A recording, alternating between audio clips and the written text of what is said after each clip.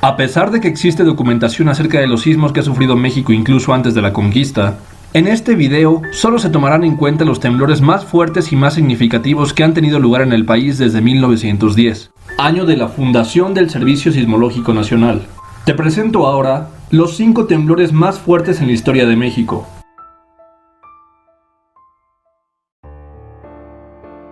5.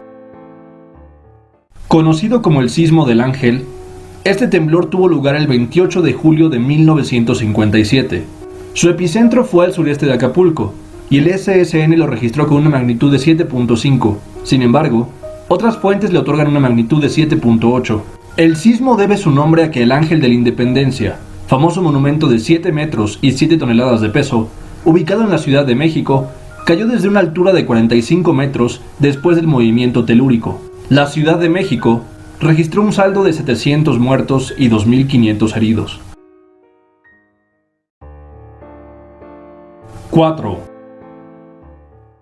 El 7 de junio de 1911 marcaría un día histórico para México por 2 diferentes razones. La primera, el amanecer de pesadilla que sufrió la capital del país, con un terremoto que algunas fuentes registran con una magnitud de 7.7 y otras de 7.9.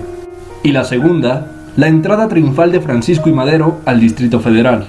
El sismo, con epicentro en la costa de Michoacán, levantó el pavimento, rompió cañerías de agua potable y desplomó el cuartel de artillería de San Cosme. 2 baterías de artilleros quedaron sepultados bajo los escombros, dejando un total de 40 víctimas mortales, 33 artilleros y 7 mujeres, además de 16 heridos. Sin embargo, en menos de 2 horas, la gente adornó con flores y guirnaldas las fachadas cuarteadas de las casas, para que a las 9 de la mañana comenzaran a circular por Reforma, Avenida Juárez y San Francisco carruajes y automóviles cubiertos por banderas. Cerca de 300.000 personas dejaron el horror atrás, con tal de poder ver pasar al hombre que logró poner fin a 30 años de la dictadura de Porfirio Díaz. El Sismo de Madero. 3. Acontecido el 9 de octubre de 1995, este sismo de poca profundidad y con una magnitud de 8.0 tuvo su epicentro cerca de los límites de Jalisco y Colima, y fue seguido por un tsunami con olas que alcanzaron los 5 metros de altura, las cuales afectaron alrededor de 1.000 viviendas. Se reportaron caídas de bardas y postes, rompimiento de ventanas en varios edificios y agrietamiento en casas de particulares. Colima sufrió el colapso de construcciones, sobre todo en las zonas de la playa. El saldo total fue de 61 muertos y miles de damnificados. 2. Sin duda, el terremoto del 19 de septiembre de 1985 es el que se recuerda con más tristeza y temor en México. Con epicentro en las costas de Lázaro Cárdenas, Michoacán, el movimiento, con magnitud de 8.1, dio inicio a las 7 horas con 17 minutos. Produjo un tsunami con olas que llegaron hasta los 4 metros de altura, las cuales no causaron víctimas mortales. Segundos después de haber terminado el sismo, el horizonte se encontraba cubierto por un manto de polvo y humo, producto de incendios y derrumbes. Entre los daños más significativos en la Ciudad de México se encontraban el edificio Nuevo León, Televisa Chapultepec, el Hotel Regis, el Hospital General de México, el Centro Médico Nacional y el Hospital Juárez, donde hubo rescate de recién nacidos incluso 7 días después. Se estima que las muertes superaron las 10.000 personas en la Ciudad de México, y se calcula que más de 4.000 personas fueron rescatadas con vida entre los escombros. El parque de béisbol del Seguro Social recibió centenares de cuerpos en espera de ser identificados por sus familiares. Y ahora, señoras y señores, estoy enfrente de mi casa de trabajo, donde he pasado a lo largo de mi vida más horas que en mi propia casa, y está totalmente destruida. Solo espero que mis compañeros de trabajo, mis amigos, mis hermanos de labor, estén todos bien. No es posible reconocer esta esquina donde todos los días durante tantos años he venido.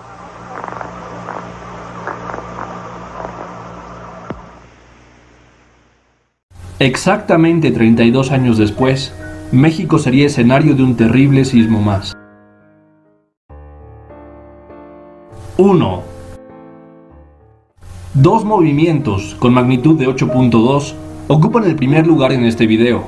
El primero de ellos, ocurrido el 7 de septiembre del 2017, tuvo su epicentro en las cercanías de Pijijiapan, Chiapas. Oaxaca, Tabasco y el mismo estado de Chiapas fueron los más dañados por el sismo. Protección Civil reportó viviendas afectadas, caídas de bardas y casas que se vinieron abajo. Aún hoy, algunos lugares como Juchitán de Zaragoza, San Cristóbal de las Casas, Villa Flores, Pijijiapan, Jiquipilas, Tonalá y Comitán son consideradas zonas de desastre y continúan solicitando ayuda. El saldo hasta el momento es de 98 muertos y 900 heridos. Como dato curioso, un error humano generó una falsa alarma tan solo un día antes del suceso, lo que ocasionó varias evacuaciones en la Ciudad de México. El otro temblor se originó el 3 de junio de 1932, con epicentro en las costas de Colima y Jalisco. A este sismo le siguieron otros dos de magnitud 7.8 y 6.9, los días 18 y 22 de junio. Este último generó un tsunami devastador, el cual recibió el nombre de Tsunami de Cuyutlán. El evento principal dañó Manzanillo y zonas colindantes. Además, generó un tsunami que ocasionó inundaciones de 3 metros. Es el 28º terremoto más fuerte en la historia del mundo y dejó un saldo de 431 muertos, incluyendo 30 decesos en Guatemala y más de 1000 heridos. Aprovecho este video para agradecer la ayuda que ha sido brindada por mexicanos y extranjeros ante los tristes hechos acontecidos recientemente. Muestro en pantalla y en la descripción del video información útil si tienes interés en apoyar.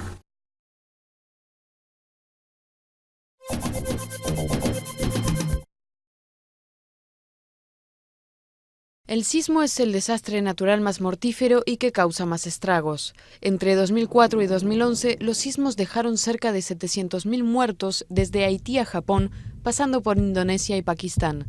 Este fenómeno es una de las manifestaciones de la tectónica de placas que expone algunas partes del planeta a un riesgo potencial permanente. A lo largo de las fallas, zonas de ruptura en la roca, se concentra la actividad sísmica, en general cerca de las dorsales oceánicas, fronteras de las placas. En algunas regiones del mundo, estas placas inmensas rozan, chocan o se solapan una debajo de la otra. Entonces se acumula energía a lo largo de las fallas. Cuando se alcanza el límite de resistencia de la roca, se rompe y se desplaza. La energía acumulada es liberada, se produce un sismo. Tras el principal temblor, llegan réplicas a veces mortíferas que corresponden a reajustes de bloques vecinos de la falla. Los rozamientos de las diferentes placas de la capa terrestre provocan sacudidas casi permanentes, en general imperceptibles para los humanos. Las zonas sísmicas más activas en el mundo se ubican en Asia, Medio Oriente, África del Norte y América. La gravedad de un sismo se caracteriza por su magnitud y su intensidad. En la escala de Richter, la más conocida, se evalúa la magnitud o energía liberada. En teoría no tiene límites, pero ningún sismo sobrepasó 9,5 desde el de 1960 en Chile. La intensidad indica las consecuencias del sismo en superficie. Son determinadas por la escala macrosísmica europea de 12 grados. Con intensidad 1, el sismo no se siente. El nivel 12 implica una modificación completa del paisaje. Luego, los fenómenos inducidos pueden ser, entre otros, deslizamientos de tierra, avalanchas o tsunamis. Cada año se registran unos 100.000 sismos en el planeta.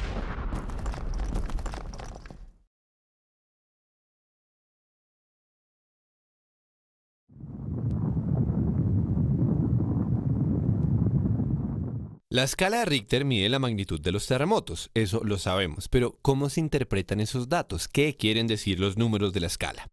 Por allá en 1935 el señor Richter se inventó una solución muy elegante para poder comparar los resultados de los sismógrafos. El problema era que un mismo terremoto quedaba registrado de formas distintas dependiendo de la ubicación del aparato de medición. Recordemos que un evento sísmico es causado por el movimiento de las placas tectónicas y lo que mide el sismógrafo es el movimiento en la superficie donde él está parado. Por eso es que sismógrafos ubicados a distancias diferentes producían resultados diferentes.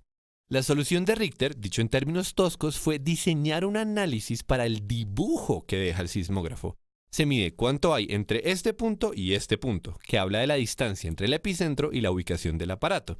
Y se mide la distancia entre este pico y la línea de base, que habla del movimiento del sismógrafo mismo. Estos datos juntos, más un par de herramientas de cálculo, dan como resultado la magnitud Richter. Y eso resuelve el problema porque distintos dibujos pueden dar la misma magnitud.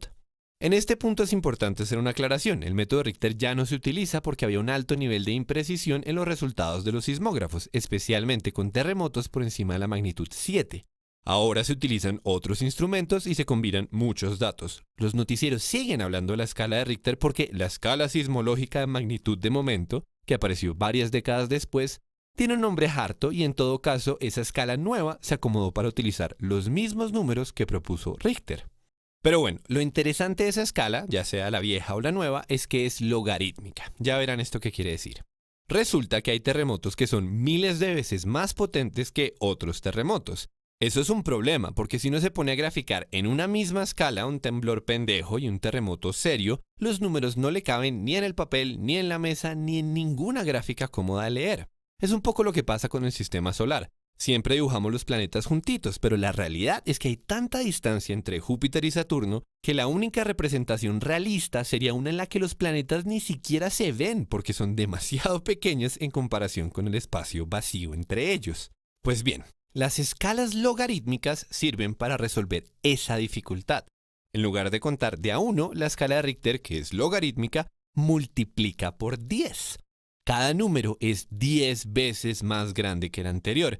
Y dicho sea de paso, que el suelo se mueva 10 veces más brusco quiere decir que se liberó más o menos 32 veces la cantidad de energía. Claro, con respecto al punto anterior de la escala. Entonces, para que se hagan una idea, la magnitud 5 es 10.000 veces más grande que la magnitud 1. Continuando con esta lógica, la bomba de Hiroshima es de magnitud 6, mientras que el meteorito que aniquiló a los dinosaurios, se calcula, sería como un terremoto magnitud 13. Y basta con un terremoto magnitud 15 para destruir el planeta entero. Por supuesto, cuando uno se entera de esto, lo natural es mirar los números casi con morbo. O sea que el terremoto de Fukushima fue como 100 veces más grande que el terremoto de Haití. Sí, pero hay que hacer otra aclaración. Lo que nos interesa cuando vemos las noticias no es la cantidad de energía liberada por las placas tectónicas ni la magnitud objetiva del evento sísmico, sino la historia desde el punto de vista de las personas que sufrieron un terremoto. Uno quiere entender la dimensión del desastre. Y para eso, la escala de Richter, incluso la versión nueva, se queda corta. Básicamente, hay demasiados factores que deberíamos tener en cuenta. La presión, la profundidad, la distancia con respecto al epicentro, la fricción en la falla geológica, la composición del suelo, todo esto importa. Es muy diferente un terremoto que ocurre en el mar, al lado de una ciudad, a uno que ocurre en plena ciudad. Es muy diferente un terremoto en el DF, que está construida sobre gelatina, a un terremoto en Chicago. Incluso cuando las noticias dicen cuál fue el epicentro, uno queda más o menos en las mismas. Entonces, ¿qué nos queda de esta historia? Dos cosas.